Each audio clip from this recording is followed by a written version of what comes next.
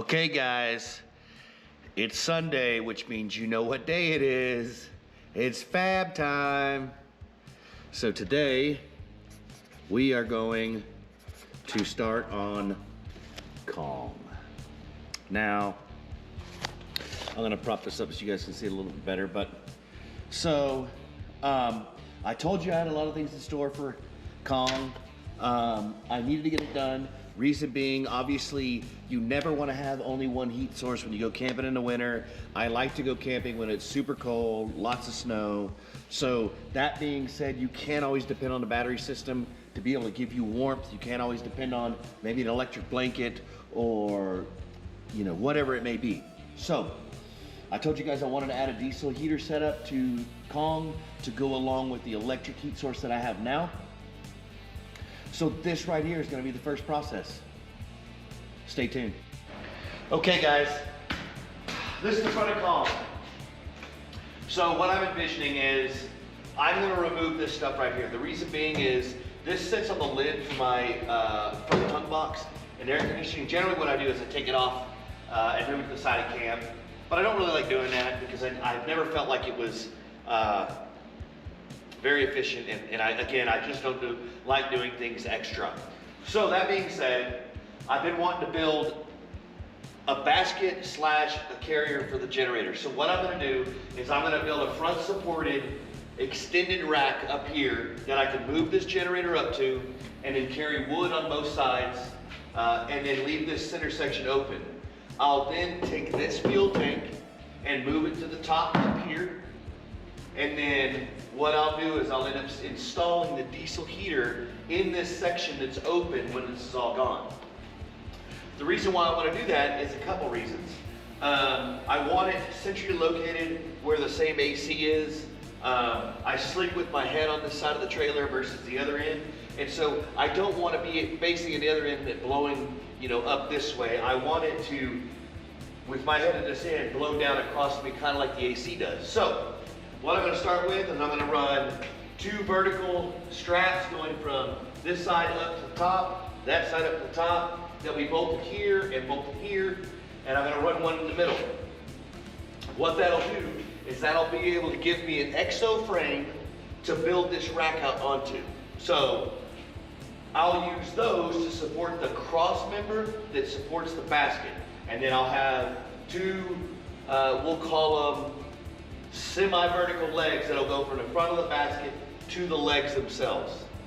I'll move this up on top of it, and again, like I said, have space on each side to put wood that I cut and need to take with me. Like I said, it's for a purpose, because again, sometimes we get snowy wood and muddy wood and stuff like that, and what I would like to be able to do is put it up on here on this rack and not have to carry it in the trailer or in the Gladiator. And then when I get there, I'll generally build a fire with wood that I've got dry in a container and then set this wet wood next to it, let it dry, and then start using it. So that's the thoughts. Let's get to it.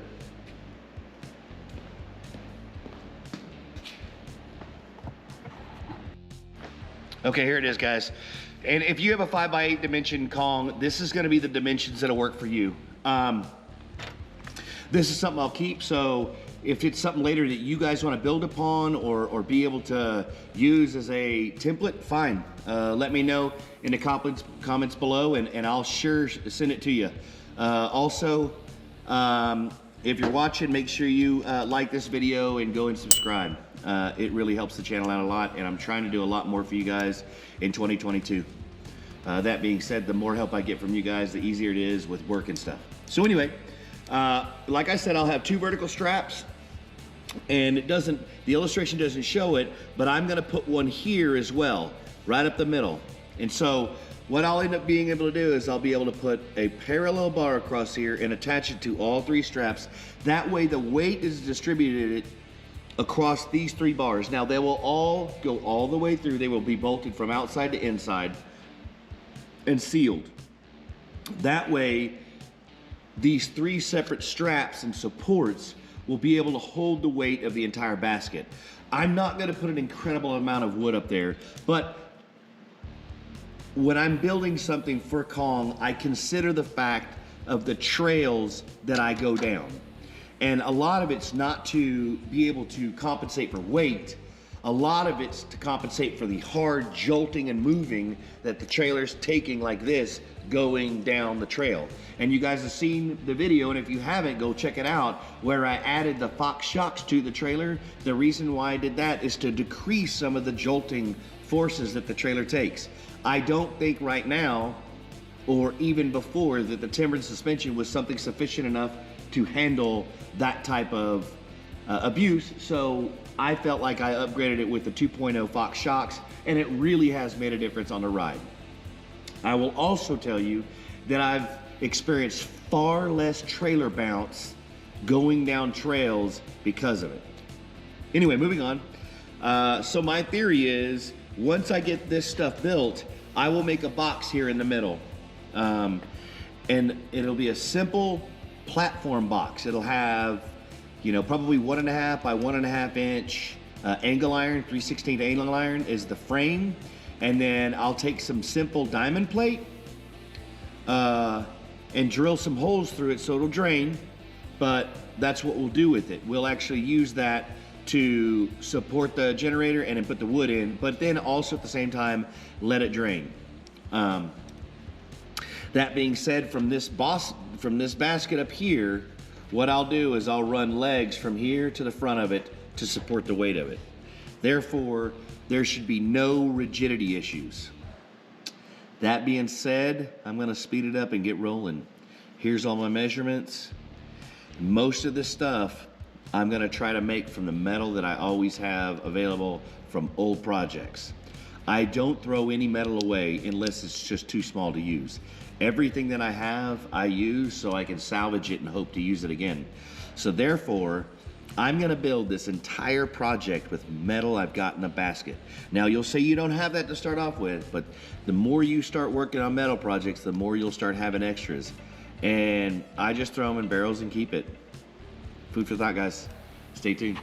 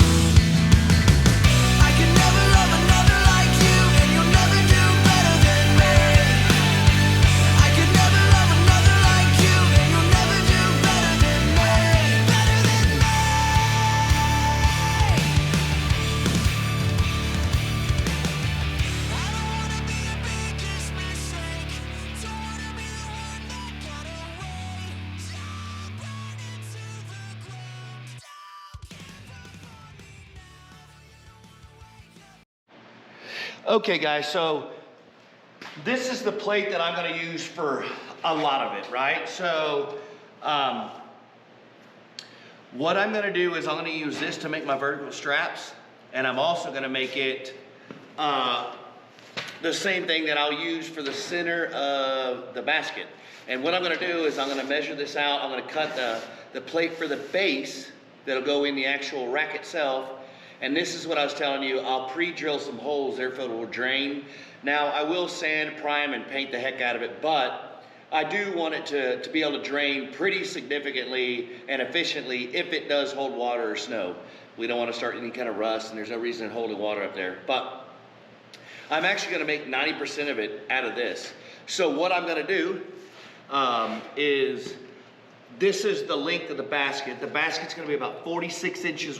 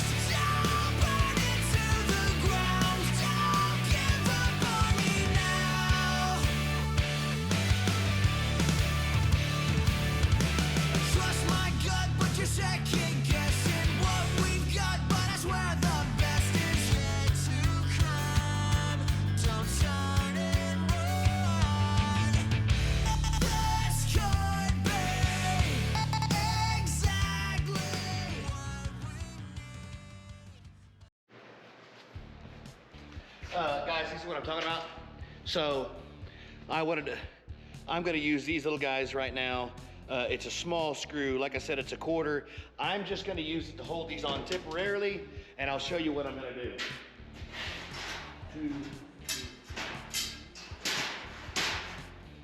So, not everything is always gonna be the same size.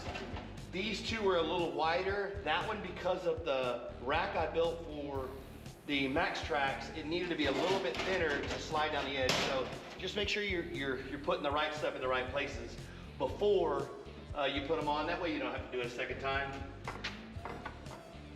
So here's my polished area. What I'm gonna do is right up against this, and then I'm gonna get that angle right where I want it.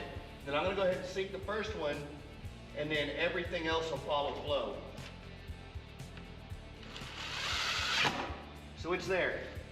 Now I'm not gonna have to do anything with it. Now everything else I do, and remember, come down to your last one and put it in place, because now it's vertical and it's not gonna move on you. And you'll see what I'm talking about. Once I've got this in place, this is gonna hold everything how I need it. So now, instead of me having to assume and guesstimate where this guy's gonna sit, I'm gonna simply be able, let me get the polished in first. But now, I'm gonna simply be able to put this guy right where I want it, and look at that, that's a beautiful seam right there. And I'm gonna lock it in right there, and now there's no guesstimation. Some people say, oh, that's extra work you have to do, putting it on, taking it off, but guess what? That thing is locked in, and that's exactly where I want it. And now it's perfect. And that's what I'm trying to help you guys do, is not that I'm perfect, God no, please don't assume that. Or that I think that. But I just try to alleviate mistakes, and I try to do everything the right way the first time. So it's there, look at that seam. And so what I'll do is I'll come with the welder, and I'll just put 2 tacks on this guy, and that'll maintain the shape that I need. So I'll do the same thing here and same thing there, and then we'll be able to start building our risers for the actual brackets that we're gonna build on that lateral pipe like I was telling you about. So anyway, stay tuned. I'll be back in a second.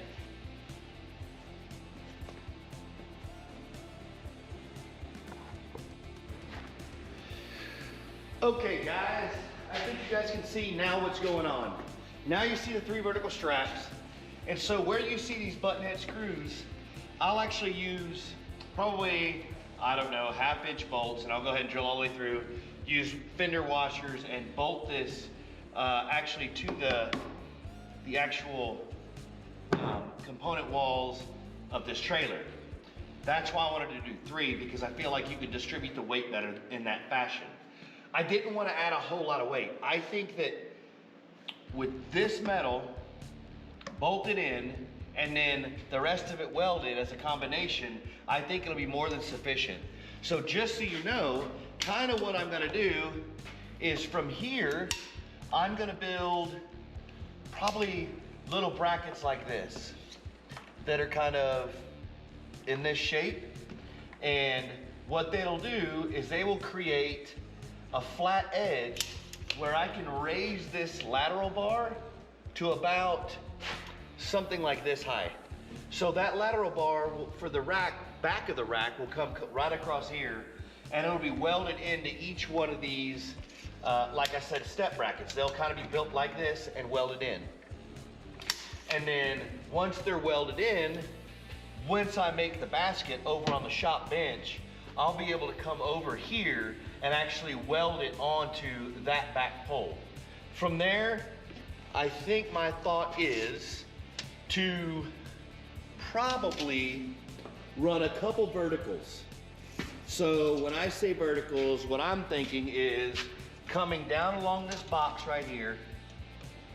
And what I'll do is I'll probably come out in this fashion and make a plate down there and then bring it up here to the bottom of the basket.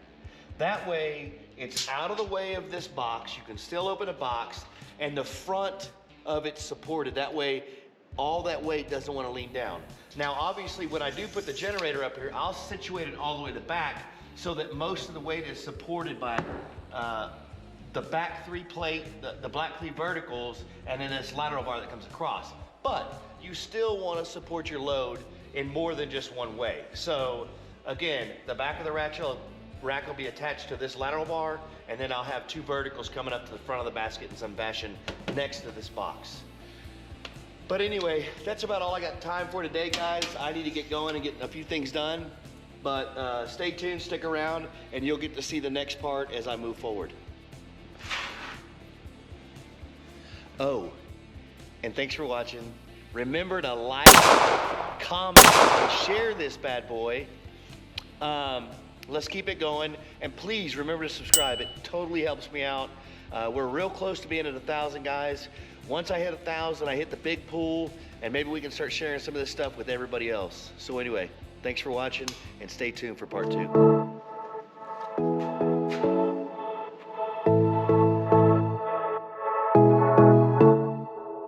Tell me that you wanna stay, baby, just don't walk away. I need you now, fade it out.